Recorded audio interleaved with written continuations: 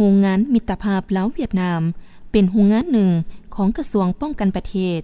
ภายใต้การชี้นำรวมของกลุ่มใหญ่เทคนิคกองทัพชี้นำโดยกรมอุตสาหกรรมป้องกันชาติมีภาระบทบาทหน้าที่ซ่อมแปลงฟื้นฟูพาหนะเทคนิครถและผลิตบรรดาผลิตภัณฑ์ต่างๆหับใส่ให้แก่กองทัพบอนฝึกงานฝึกอบรมวิชาการนายสร้างให้แก่นักเรียนนักศึกษา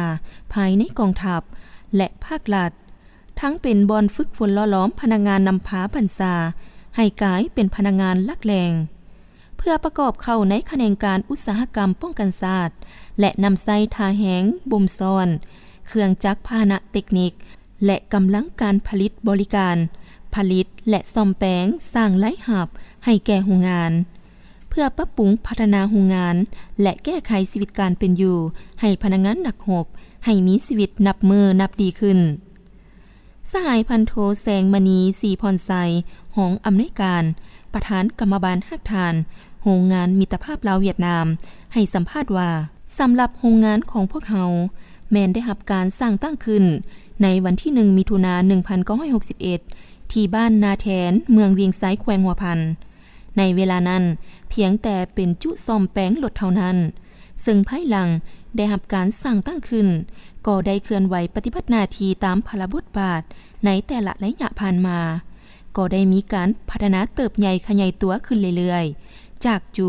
ได้กลายมาเป็นหมู่มาเป็นกองห้อยจนฮอดวันที่1พฤษภาคม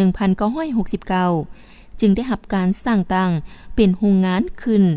มีชื่อว่าโรงงานมิตรภาพลาวเวียดนามจนถึงปัจจุบันซึ่งประกอบมี10แผนกการ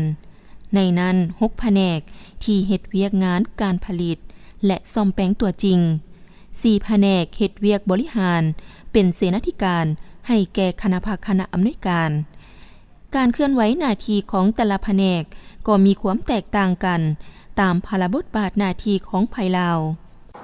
ภาระบทบาทหน้าที่การเมืองของโรงงานมิตรภาพลาวเวียดนามพวกเขาแม่นซ่อมแปลงฟื้นฟูพาเทคนิครถและผลิตบรรดาผลิตภัณฑ์ต่างๆรับใส่กองทัพเป็นบอนฝึกงานฝึกอบรมวิชาการนายสร้างให้แก่นักเรียนนักศึกษาภายในกองทัพและภาครัฐทั้งเป็นบอนฝึกฝนหล่อหลอมพนักงานนำพาบรรษาให้กลายเป็นพนักงานลักแรงเพื่อประกอบเข้าในแขนงการอุตสาหกรรมป้องกันชาติโรงงานพวกเขายังได้ใส่ท่าแหงบ่มซ้อนเครื่องจักรพาหนะเทคนิคและกำลังการผลิตบริการเพื่อผลิตและซ่อมแปลงสร้างรายรับให้แก่โรงงานเพื่อปรับปรุงพัฒนาโรงงานและแก้ไขชีวิตการเป็นอยู่ของไอ้น้องของพวกเขาที่ว่าผ่านมาก็เฮ็ดได้ดีนอกนี้พวกเขายังได้มีการร่วมมือพัวพันกับเพื่อนมิตรสากลโดยเฉพาะแม่นสหพันธ์รัสเซียพวกเขาได้ร่วมมือซ่อมแปลงพาหนะเทคนิคการทหารในนี้แม่นเป็นผลงานอันพ้นเด่นพวกเขาได้เฮ็ดสำเร็จหน้าที่การเมืองของพวกเขาหลายด้านสหายพันโทกีเทอร์สัญญบุตรห้องหัวหน้าแผนกสร้างไม้โรงงานมิตรภาพลาวเวียดนามให้ฮู้ว่าสร้างไม้เฟอร์นิเจอร์เนาะที่ว่าขึ้นกับโรงงานมิตรภาพลาวเวียดนามซึ่งมีหน้าที่ผลิตและซ่อมแปลงเพื่อรับใช้กองทัพและก็บริการทั่วไปและในระยะผ่านมาแม่นเฮาจะตั้งไอ้น้องใช้การผลิตอยู่ในสร้างไม้ของพวกเฮามันมี3แขนงเนาะอันนึงละแม่นแขนงเฟอร์นิเจอร์อันที่สร้างไม้เฟอร์นิเจอร์ก็สร้าง3ละแม่นสร้างไม้อันแขนงเขาจอดและในหันเนาะหลังจากจอดเงินรถแล้วในนี้นั่นมีภาคส่วนจอดเล็กแล้วก็ภาคส่วนพบไม้เฮ็ดไม้นี่ละแม่นเฮ็ดผลิตจะหันเนาะประกอบงานเลยหลังจากสำเร็จแล้วก็แม่นส่งให้แผนกรถแล้วประกอบใช้รถแล้วสมบูรณ์แล้วเพิ่นแล่นทดลองแล้วก็ถือว่าคันเทิงเพิ่นมาตรวจได้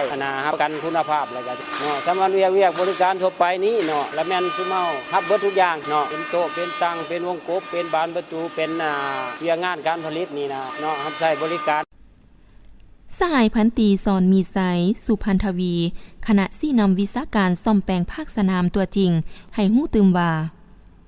สำหรับบทบาทของโรงงานนี่เนาะเป็น1ได้เป็นฟื้นฟูรถของทางแสงเนาะตัวนี้จากรถเก่าเพื่อให้มาเป็นรถที่ใช้งานได้ปกติตอนนี้เลยแม่นเฉพาะวิชาการลักเทียที่ประจำอยู่นี่เนาะจะมีอยู่8สหายก็เลยเปลี่ยนกันเนาะหน้าเวียกของแต่ละหน้าเวียกจะบ่คือกันเบื้องไฟลาวเดี๋ยวนี้ได้เป็นวิชาการเฮา4สหายหน้าที่หลักๆไฟลาวเฮาแม่นเป็นกำลังหลักในการซ่อมแปลงและก็ผลิตชิ้นส่วนที่ประกอบใส่รถที่บ่มี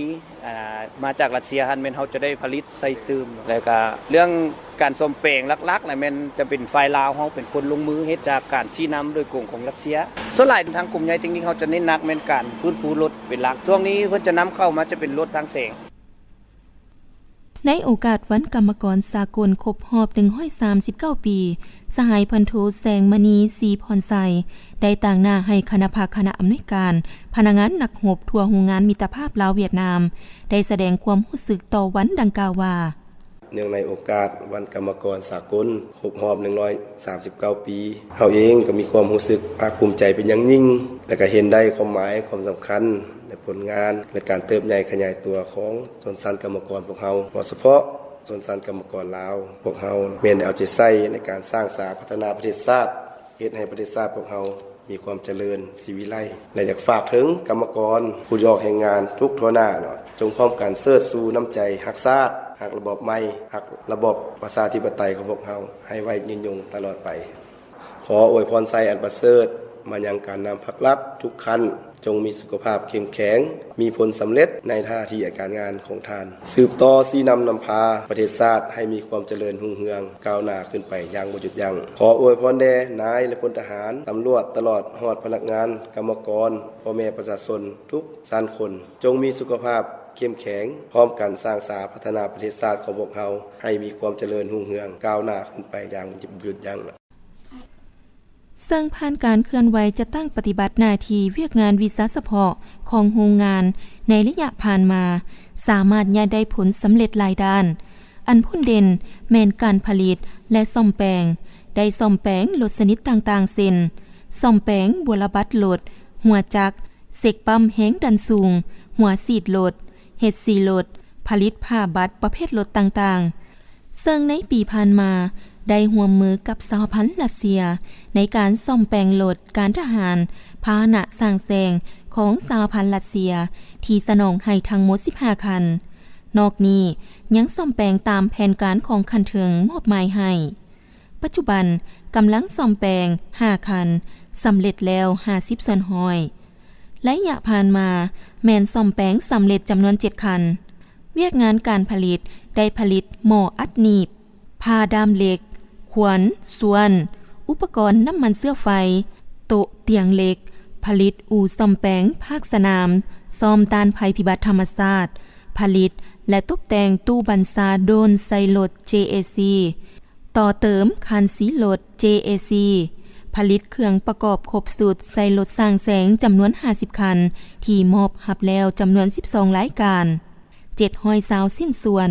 และอื่นๆนอกนั้นยังได้ผลิตสิ้นส่วนอะไหล่หับใส่เวียกงานร่วมมือกับคณะเชี่ยวชาญสหพันธ์รัสเซียซ่อมแปลงรถสร้างแสง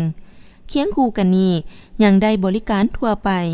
เป็นต้นแมนผลิตเตียงดัดแปลงฟื้นฟูและต่อเติมรถและผลิตซ่อมแปลงรถและเครื่องต่างๆเพื่อสร้างไหลหับเข้าในกลุ่มกองตื่มอีก